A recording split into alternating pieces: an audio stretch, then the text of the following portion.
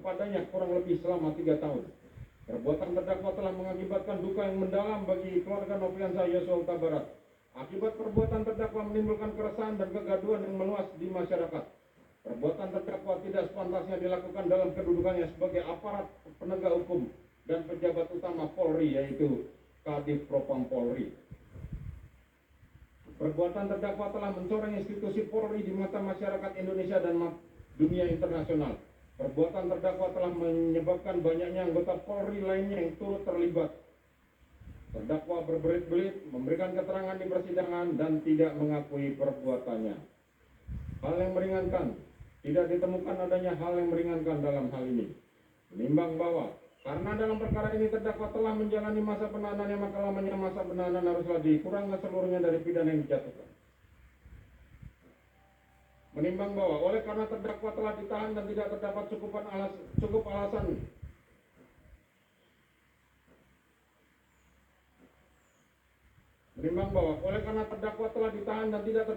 alasan berdasarkan undang-undang yang mengeluarkan terdakwa dari dalam tahanan, maka sesuai dengan ketentuan pasal 193 ayat 2 huruf B KUHP terhadap diri terdakwa haruslah dinyatakan tetap berada di dalam tahanan. Menimbang terhadap barang bukti huruf A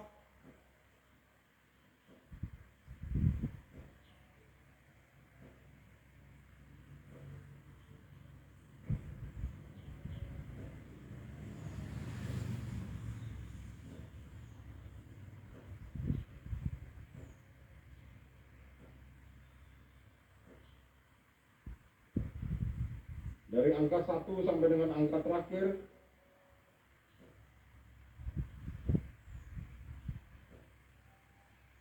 dikembalikan kepada penuntut umum untuk digunakan perkara, karena masih diperlukan dalam pembuktian perkara lain, maka dikembalikan penuntut umum.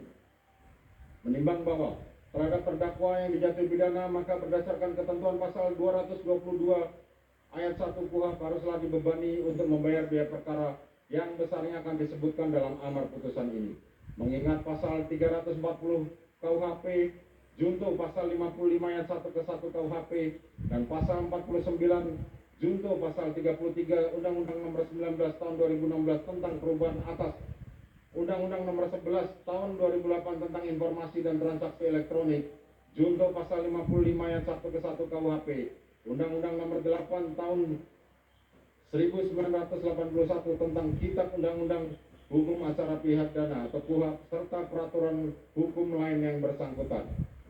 Silakan berdiri.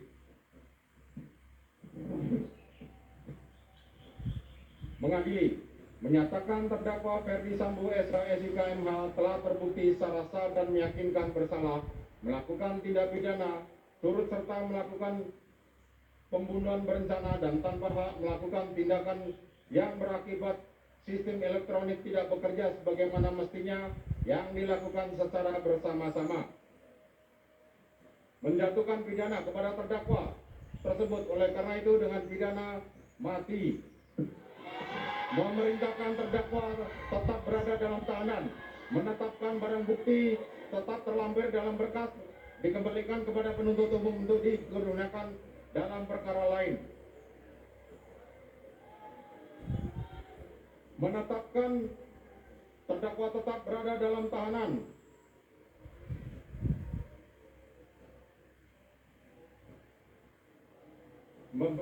demikian membebani pula terdakwa untuk membebani biaya negara dibebankan pada biaya perkara dibebankan pada negara. Demikianlah diputuskan dalam rapat permusyawaratan.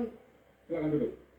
Demikianlah diputuskan dalam rapat permusyawaratan Majelis Hakim Pengadilan Negeri Jakarta Selatan pada hari Kamis tanggal 9 Februari 2023 oleh kami Wahyu Iman Santoso sebagai Hakim Ketua Majelis Hakim, Morgan Simanjuntak dan Alimin Ribut Jono masing-masing sebagai hakim anggota, dan diucapkan dalam sidang terbuka untuk umum pada hari Senin tanggal 13 Februari 2023 oleh Hakim Ketua Majelis tersebut dengan didampingi hakim-hakim anggota dibantu oleh Saudara Aprisno sebagai panitera pengganti, dihadiri pula oleh Jaksa Penuntut Umum pada Kejaksaan Agung Republik Indonesia dan terdakwa didampingi penasihat hukumnya.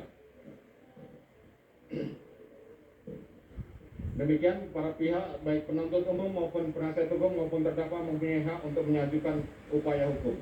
Sidang perkara demikianlah putusan telah dibacakan. Sidang perkara nomor 796 PP 2022 atas nama terdakwa Ferdi Sambo dinyatakan ditutup.